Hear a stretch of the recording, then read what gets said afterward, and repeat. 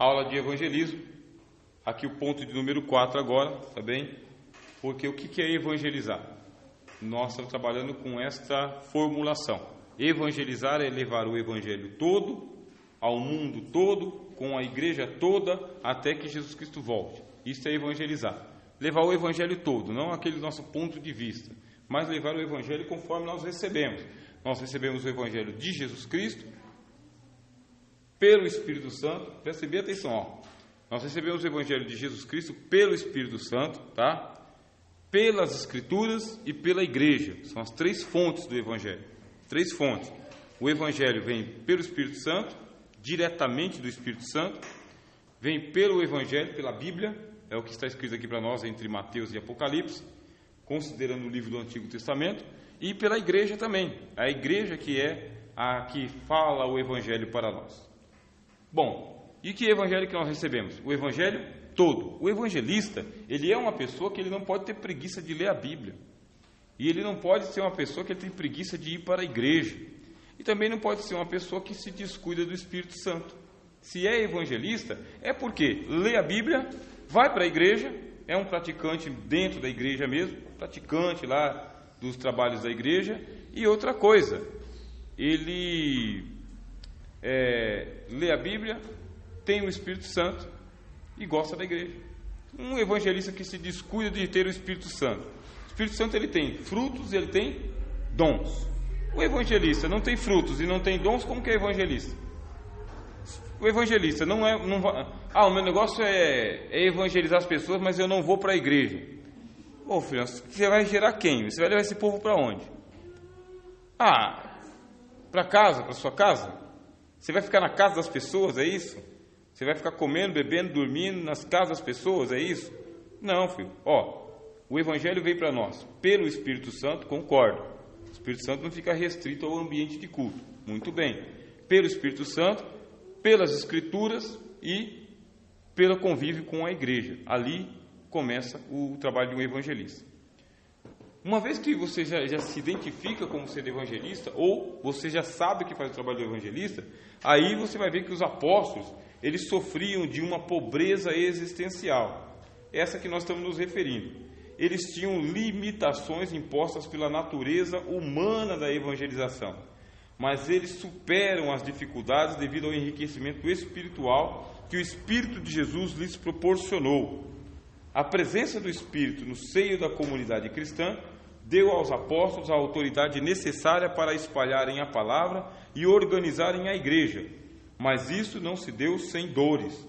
Muitas tribulações marcaram a vida dos apóstolos e das igrejas, e no meio delas o Espírito conduziu os evangelistas a toda a verdade do Evangelho.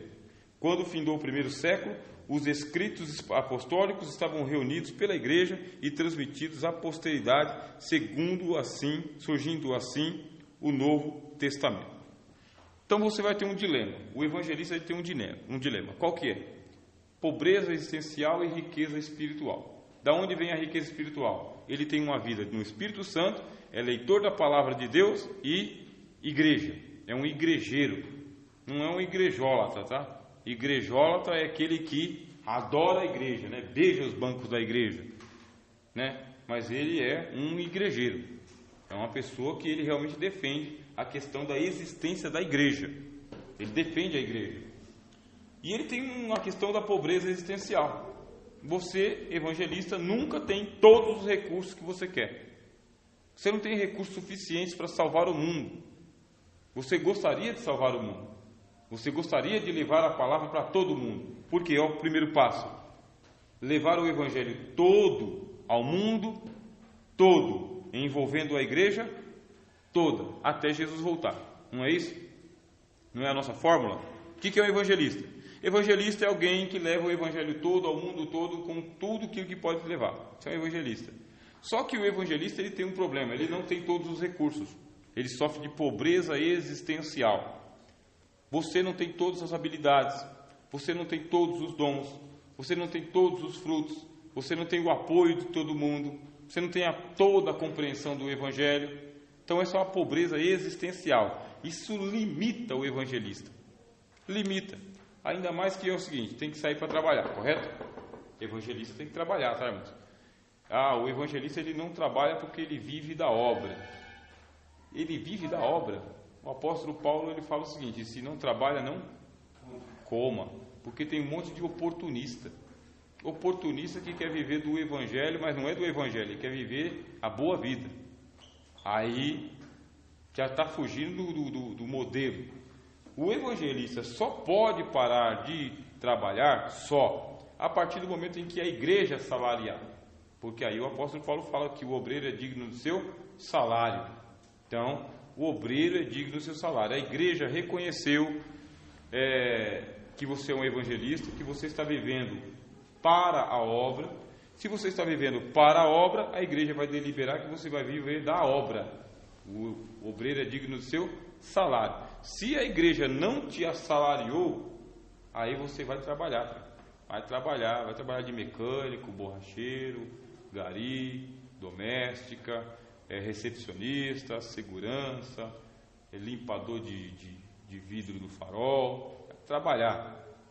Porque esse negócio de ficar vivendo pela fé dos outros aí, está por fora. Está por fora. Tem uma pessoa que é assalariado na igreja. Quem é o assalariado da igreja? É o pastor da igreja, é o evangelista. É aquele que a igreja salaria, a igreja reconheceu. Se não for assim, tem que trabalhar. Pobreza existencial. Vocês acham que Pedro não continuou pescando? Muitas vezes, Pedro parava de pescar quando ele ia para as cruzadas junto com Jesus. Mas, no começo do ministério, pescaria todo dia. Pescaria para vender o peixe para poder pagar as contas que ele tinha. Pagar os impostos, inclusive. Então, teve um tempo em que Pedro ele não vivia da igreja, ele vivia da pescaria. Ele, Tiago, João, a turma vivia da pescaria. Depois é que começou a entrar aí uma renda e doações e eles puderam se dedicar à evangelização. Antes, não. Tudo tem o seu tempo e tudo tem a sua hora. Existe uma pobreza existencial tão grande, que um dia Jesus ele perguntou: o que vocês têm para comer aí? Ixi, Jesus, só tem os peixinhos, os pãezinhos aqui. Acabou. Pobreza existencial, vai faltar recurso. Chegou um dia em que perguntaram: escuta, Jesus não paga a anuidade do templo, não? Paga sim, mas agora ele está sem dinheiro. Naquela ocasião estava sem dinheiro para pagar a anuidade do templo. São as pobrezas existenciais. Nem todos os recursos estão nas suas mãos. Nem todas as pessoas te apoiam. O evangelista ele perde apoio até da família, tá? Até da família, da esposa, dos filhos, do marido. O evangelista ele perde apoio. Pobreza existencial. Essa aí é um lado do evangelista. Qual que é a tentação? Deixa tudo. Deixa tudo por causa que não tem recurso mesmo. Vou fazer o quê? Só que existe uma riqueza espiritual. Estou falando do trabalho de evangelismo e do evangelista.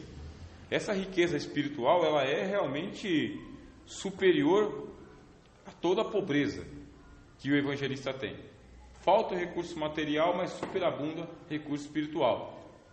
Faz uma oração, leva a palavra, alguém se arrepende. Ora por um doente e o doente é restaurado. Às vezes a família do evangelista está em um conflito só, mas ele consegue restaurar a família dos outros. Consegue.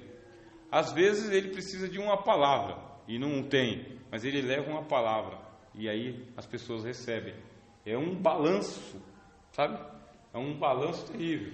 E alguns falam o seguinte: mas como que pode salvar o mundo todo e não consegue salvar a própria casa? Só Deus sabe por que isso acontece. Existem centenas de milhares de pastores que os filhos não estão nas igrejas.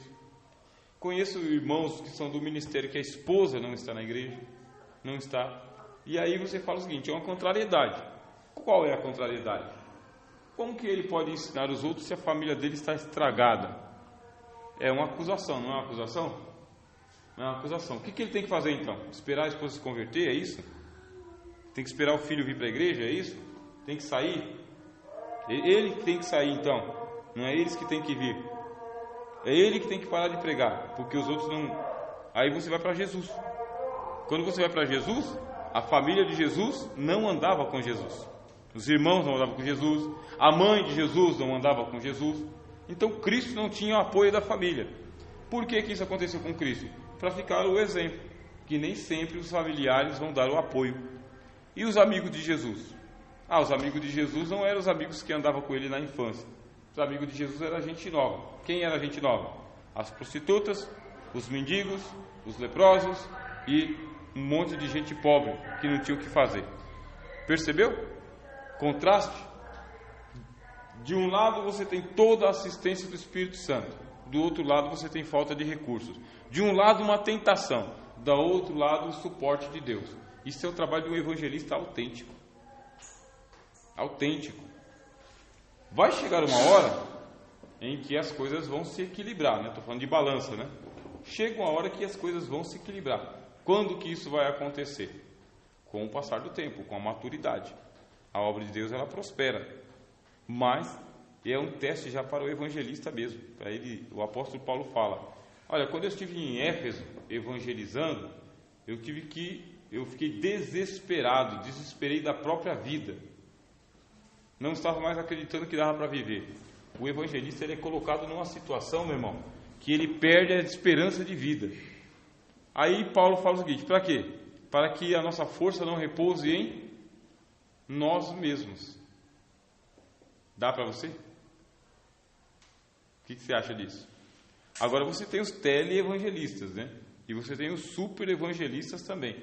Pergunta: eles têm todos os recursos humanos que eles precisam? Também não. Não tem.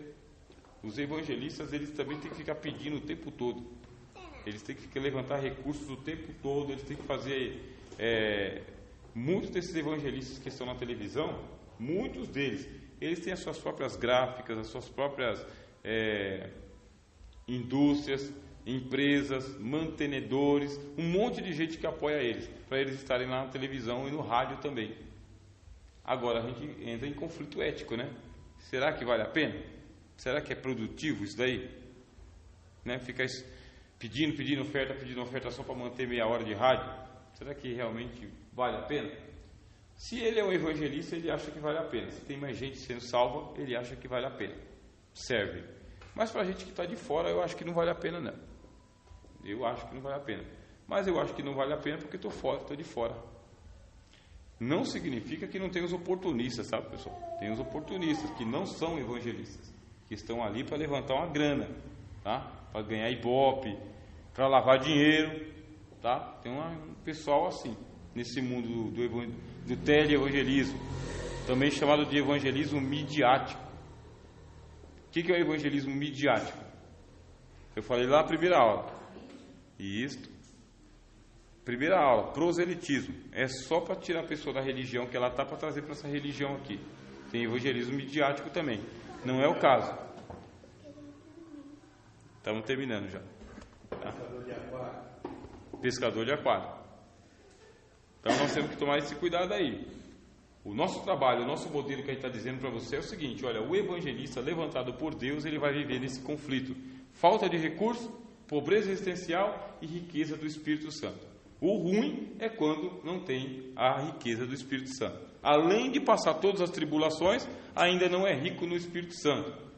Não busca os dons, não tem os dons, não tem os frutos do Espírito, aí fica pior, fica ruim. Melhor pensar em outra coisa, né? Melhor pensar em outra coisa. Às vezes a gente pensa que tem vocação para evangelista e não tem. Bom, agora, qual que é a fortaleza espiritual do evangelista? Vamos começar aqui. Fortaleza espiritual do evangelista primária, fortaleza primária do evangelista é o Espírito Santo, tá? O Espírito Santo na vida do evangelista é tudo, é tudo. E qual que é a outra fonte de espiritualidade para o evangelista? A Bíblia. Qual que é o documento oficial do evangelismo? É a Bíblia. Agora você pensa o seguinte: a pessoa vai fazer o evangelismo e ela não tem domínio das Escrituras. O que vai sair? O que você vai pregar se você não tem domínio das Escrituras? Se você não conhece a Bíblia? A dificuldade que a gente tem é o seguinte: olha, existem modalidades de você pregar a Bíblia. Modalidade primária. Você vai fazer primeiro tipo de evangelismo que você vai fazer: evangelismo pessoal. Certo? O que é o evangelismo pessoal? 1 a 1, correto? Evangelismo pessoal é o evangelista que vai pessoa a pessoa, 1 a 1. E o que é que você vai pregar para essa pessoa, 1 a 1? Você vai levar a Bíblia. O evangelista, ele é uma pessoa comprometido com a Bíblia. Comprometido. Você vai levar o Evangelho. Está passando problema dentro de casa? Está passando problema dentro de casa. Está com o casamento abalado? Está com o casamento abalado. Tem um problema de saúde? Sim. Tem rejeição ministerial? Sim. Mas o que é que as pessoas lá fora têm a ver com tudo isso daí? Em que elas vão poder ajudar uma pessoa? Por isso o evangelista não é a pessoa que ele vai levar a sua experiência pessoal, o que ele está passando. O evangelista vai levar a experiência de Jesus. De Jesus. E a experiência de Jesus está na Bíblia. O evangelista vai levar a Bíblia, com todos os problemas que ele está passando na sua vida material, espiritual, ministerial, com todos os problemas. Se ele saiu a semear, ele vai semear a palavra de Deus. Isso tem que ser compreendido. Karl Barth, ele foi um teólogo da igreja. E ele dizia o seguinte: compete ao pregador pregar o evangelho, só o evangelho. Essa é a matéria da pregação, é o evangelho. É evangelista, vai lá e leva o testemunho de Jesus. Aí você vai ter aquele pessoal que ele foi ex-macumbeiro, né? Ex-pai de santo, ex-traficante, ex-prostituta, ex-dançarino de cabaré, ex-apresentador de televisão, ex-jogador de não sei o quê. Pois bem, qual é a parte que o testemunho dele funciona, serve para a evangelização? É a menor parte. O testemunho é um apêndice. Vem depois do quê? Depois da Bíblia, depois do testemunho de Jesus Cristo. Escuta, eu venho te falar de Jesus. Eu venho falar de Jesus Cristo, crucificado, ressuscitado, glorificado, justificador, perdoador, santificador. Falar de Jesus. Tem material bíblico aqui, ó, para a vida eterna, para a vida eterna. E o testemunho é um apoio. Quer ver como isso aqui que está escrito aqui é verdade? Aconteceu comigo, eu era isso, agora eu sou isso. Mas o seu testemunho é resumido, não é detalhado. Porque tem pessoa que vai contar o testemunho dele como um ato de evangelização e ele quer dar detalhes da vida ruim que ele tinha lá atrás. Filho, detalhe por detalhe, todo mundo tem os seus pecados, entendeu? Não impressiona ninguém. Não impressiona, por causa que quem não tem pecados para poder detalhar? Qual que é a ênfase da evangelização? Não é o testemunho. A ênfase da evangelização, Adriel. A ênfase da evangelização é o testemunho de Jesus Cristo. Essa é a ênfase. Testemunho pessoal, ele vem depois, como um apoio. De vez em quando, a pessoa tem que saber usar o testemunho de vez em quando. Se você populariza o seu testemunho, chega uma hora que ele perde a eficácia também, a eficiência. Conta de vez em quando. Tem pessoas que, por exemplo, uma prostituta pega, sai da prostituição e vem para a igreja. Aí ela está querendo uma vida nova. Uma vida nova, numa sociedade nova, numa comunidade nova, numa vida nova. Não é isso? É isso, né? Aí chega e vai contar o testemunho para a igreja. Olha, eu rodava bolsinha, que não sei o que, que não sei o que, que não sei o que. Aí a igreja toda já conhece a vida pregressa dessa pessoa, que está querendo uma vida nova. Tem pessoa que vai levar de boa, por causa que todo mundo tem seus pecados antigos, né? Mas tem pessoas que vai agir com preconceito e outras vão agir com má intenção. Uma hora dessa vai receber uma proposta de um cara que está meio ruim, né? E a vida nova? Foi para o espaço, né? Geisa, Arruda, vai contar o testemunho dela, de quando saiu lá na Uniban, de mini saia, mas agora ela é de Jesus. Vamos usar aqui a Uraque, né? Andressa Uraque, não sei o quê, e livro, não sei o quê. Ia para a praia tomar banho de topless. Isso, aí vai contando os seus detalhes, porque assim ela consegue alcançar um monte de pessoas. Mas o testemunho de Jesus não alcança um monte de pessoas, não. Eu, do ponto de vista da Uraque, é o seguinte: eu faria como acho que, se eu não me engano, é a Carla Camurati, se eu não me engano. Ela pegou e se converteu e sumiu. Ela foi estudar, ela foi se preparar, foi fazer outra coisa. Aí um dia desse que ela apareceu lá, como pastora, eu não tenho certeza se o nome dela é Carla Camurati. Ela era atriz. Mas ninguém conheceu. Então, o testemunho que o evangelista dá é o testemunho de Jesus. O seu é de apoio, de vez em quando. Você vê que o apóstolo Paulo escreve 14 cartas. O apóstolo Paulo, ele prega por aproximadamente 30 anos e ele faz uma citação de 10 versículos de quem que ele era e de que ele fez. Não dura 10 versículos. Ele poderia ter usado o testemunho dele em todas as cartas. Não, ele escreve na carta aos Gálatas, 10 versículos, acaba com a história. Isso é o material do evangelista, é a Bíblia, fonte primária, junto com o Espírito Santo. Aí existe o evangelismo pessoal, pessoa a pessoa. Mas nem todos os evangelistas eles fazem evangelismo pessoal. Alguns fazem evangelismo em praça pública. Estão vocacionados por isso. Por praça pública você vai entender metrô, ônibus, porta de escola, praça realmente, visita cadeões, hospitais, vai para a praça. É um evangelista que ganha as pessoas lá fora. Existem evangelistas que eles são chamados para fazer cruzadas mesmo, eles fazem cruzadas evangelísticas, avivamentos. Então ele consegue lá alugar um estádio, uma quadra, as portas se abrem. Tem uma frase que eu vou pedir para vocês memorizarem. Para o evangelista as portas se abrem, tá? A pessoa que é chamada com a vocação do evangelismo, essa pessoa ela não tem porta fechada diante dela. As portas se abrem. Ele chega, Deus dá para ele a chave, e com aquela chave ele abre a porta. Então ele consegue entrar em cadeia, hospitais, escolas, comunidades inteiras. A porta se abre para o evangelista. Não tem porta fechada. Aí a pessoa não é evangelista e ele quer tentar de qualquer maneira. Não consegue. Mas para o evangelista, Deus abre as portas. Não é um abra-te César, tá? Mas é uma coisa parecida com aquilo que aconteceu com o apóstolo Pedro, que estava preso e as portas foram se abrindo e ele foi saindo.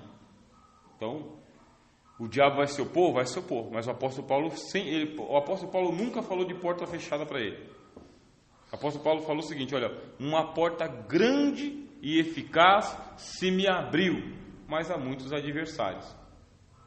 Isso é uma frase que vocês devem memorizar e falar para todo mundo.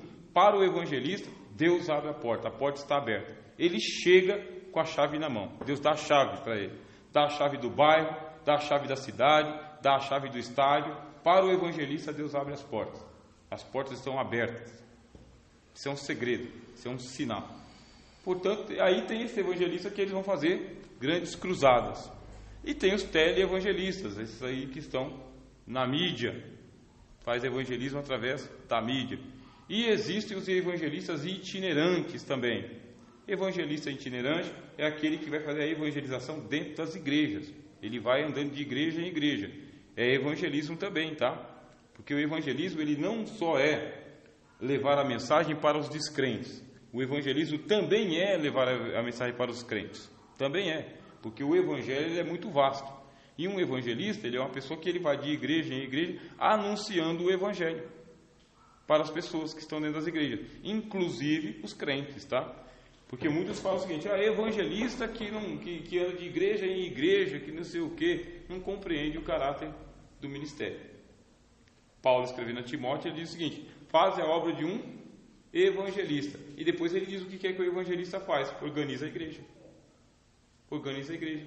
Ensina, exorta, instrui, estabelece o ministério. E isso é a obra de um evangelista. Percebeu a riqueza? Agora você tenta combinar, tá?